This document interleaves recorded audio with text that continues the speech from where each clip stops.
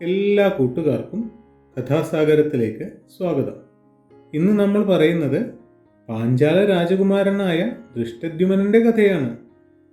പാഞ്ചാല രാജാവായ ദ്രുപദനും ഭരദ്വാജപുത്രനായ ദ്രോണരും സഹപാഠികളായിരുന്നെങ്കിലും രാജാവായ ദ്രുപദൻ തൻ്റെ കൊട്ടാരത്തിൽ വന്ന ദ്രോണാചാര്യരെ അപമാനിക്കുകയും കുപിതനായ ദ്രോണർ അവിടെ നിന്ന് ഇറങ്ങിപ്പോരുകയും ചെയ്തു.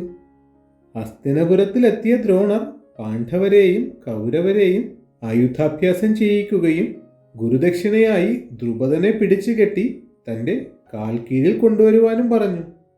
ദ്രുപദനെ പിടിക്കാൻ പോയ കൗരവർ പാഞ്ചാല സൈന്യത്തോട് തോറ്റുവെങ്കിലും അർജുനൻ ദ്രുപദനെ ബന്ധിച്ച് ഗുരുവായ ദ്രോണരുടെ കാൽച്ചുവട്ടിൽ കൊണ്ടു നിർത്തി. അവിടെ വെച്ച് പഴയ കാര്യങ്ങൾ പറഞ്ഞ് ദ്രുപദനെ അവഹേളിച്ച ദ്രോണർ ദ്രുപദന്റെ പകുതി രാജ്യം കൈവശപ്പെടുത്തുകയും ചെയ്തു.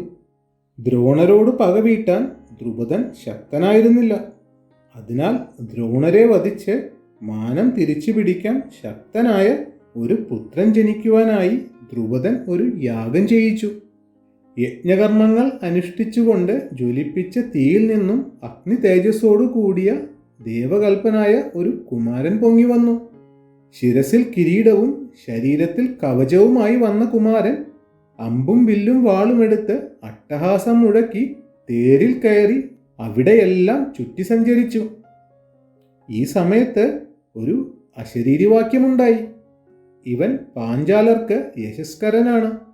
ഈ രാജപുത്രൻ രാജാവിൻ്റെ ദുഃഖവും ഭയവും നീക്കും. ദ്രോണരെ കൊല്ലുവാൻ ജനിച്ചവനാണിവൻ.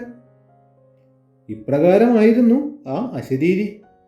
പിന്നെ രണ്ടാമതായി യജ്ഞവേദിയുടെ മധ്യത്തിൽ നിന്ന് അതിസുന്ദരിയായ ഒരു കുമാരിയും ഉയർന്നു വന്നു. കുമാരന് ദൃഷ്ടദ്യുമ്നൻ എന്നും കുമാരിക്ക് കൃഷ്ണ എന്നും യാജൻ നാമകരണം ചെയ്തു. ദ്രോണരെ വധിക്കുന്നതിനു വേണ്ടിയാണ് ദൃഷ്ടദ്യുമ്നൻ ജന്മമെടുത്തിട്ടുള്ളതെന്ന വാർത്ത നാടെങ്ങും പരന്നു. പക്ഷേ വിശാല ഹൃദയനായ ദ്രോണർ ഈ വാർത്തയിൽ അമർഷം കൊണ്ടില്ല. ദ്രുപദന്റെ അനുവാദത്തോടുകൂടി ദ്രോണർ തന്നെ ദൃഷ്ടദ്യുമ്നനെ സ്വഗൃഹത്തിൽ വരുത്തി ആയുധാഭ്യാസം ചെയ്യിച്ചു. ദൈവനിശ്ചയത്തെ തടയാൻ ആർക്കും കഴിയുകയില്ലെന്ന് അദ്ദേഹം വിശ്വസിച്ചിരുന്നു.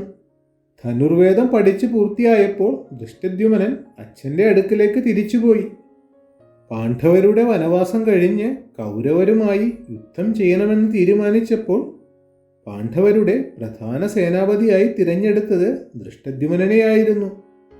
അദ്ദേഹം സൈന്യങ്ങളെ അടുക്കൽ വിളിച്ച് യുദ്ധസംബന്ധമായ നിർദ്ദേശങ്ങളെല്ലാം നൽകി. യുദ്ധത്തിനിടയിൽ അശ്വത്ഥാമാവ് മരിച്ചു എന്ന വാർത്ത യുധിഷ്ഠിരനിൽ നിന്നും കേട്ട് അസ്ത്രം ത്യജിച്ച് യുദ്ധഭൂമിയിലിരുന്ന ദ്രോണരെ ക്ഷണനേരത്തിൽ പാണ്ഡവ സേനാപതിയായ ദൃഷ്ടദ്യുമ്നൻ ശിരച്ഛേദം ചെയ്ത് വധിച്ചു കളഞ്ഞു. എന്നാൽ യുദ്ധാവസാന രാത്രിയിൽ ശിബിരത്തിൽ ഉറങ്ങിക്കിടന്നിരുന്ന ദൃഷ്ടദ്യുമ്നനെ ദ്രോണപുത്രനായ അശ്വത്ഥാമാവ് ചവിട്ടി കൊന്നുകളഞ്ഞു. ദൃഷ്ടദ്യുമ്നന്റെ സംസ്കാരം പാണ്ഡവർ യഥോചിതം നിർവഹിച്ചു. അഗ്നിയിൽ നിന്ന് ജന്മം കൊണ്ട ദൃഷ്ടദ്യുമ്നന്റെ ആത്മാവ് അഗ്നിരൂപത്തിൽ ലയിച്ചു ചേർന്നു.